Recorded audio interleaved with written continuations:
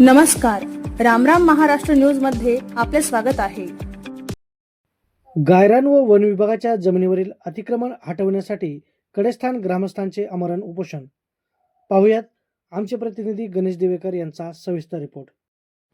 दौंड तालुक्यातील कडेठाण ग्रामपंचायतीच्या दिनांक 30/6/2025 रोजी झालेल्या ग्रामसभेच्या ठरावानुसार व वन खात्याच्या उपवनरक्षक पुणे यांच्या पत्रक क/ब/कक्ष बे जमीन 2657/पब्लिक 2025-2026 नुसार गायरान व वन विभागाच्या जमिनीवरील अतिक्रमण हटवण्यासाठी ग्रामस्थांनी उपोषण सुरू केले।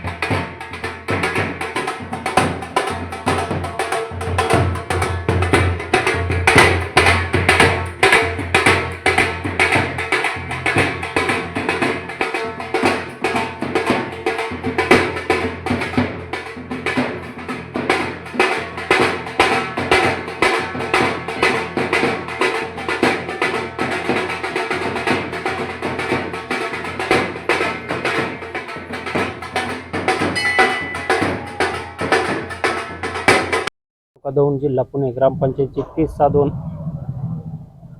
कडेठाण तालुका दौंड जिल्हा पुणे ग्रामपंचायतची 30/2/2025 रोजी विशेष ग्रामसभा ठरावानुसार गायरान व वन जमिनीच्या अतिक्रमण हटवण्यासाठी वेळोवेळी वन विभाग व महसूल विभागाला पत्रावर केला होता व त्याला कोणत्याही प्रकारचा प्रतिसाद न मिळाल्याने दिनांक 8/9/2025 रोजी उपोषण रूपे आंदोलन केले होते। त्यानुसार 11/9/2025 रोजी उपसंरक्षक पुणे यांच्या पत्रानुसार व ग्रामपंचायत कडेठाण सेवकांच्या पत्रानुसार उपोषण स्थगित केले होते, परंतु आजपर्यंत 5/1/2025 पर्यंत कोणत्याही प्रकारचे अतिक्रमण हटवण्याची कार्यवाही पूर्ण झाली नाही। त्यामुळे आम्ही पुन्हा उपोषणाचा मार्ग स्वीकारला आहे।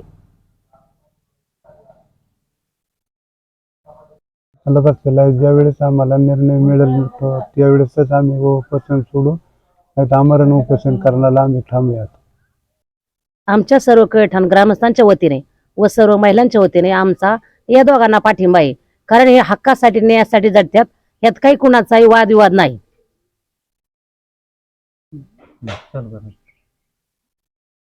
विठ्ठल दिवेकर आणि दादा सोनारायण दिवेकर ही दोघ जण उपोषणाला कडेठाण मधून बसली होती।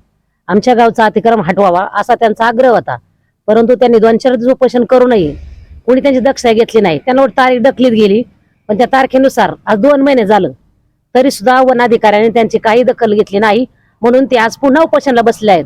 तरी माझी सर्वांना एक विनंती आहे की हे अतिक्रमण हटवावा आणि लोकांना योग्य ते न्याय द्यावा। अशाच नवनवीन बातम्या पाहण्यासाठी आमच्या YouTube चॅनलला सबस्क्राईब करा, फेसबुक आणि Instagram पेजला फॉलो करा।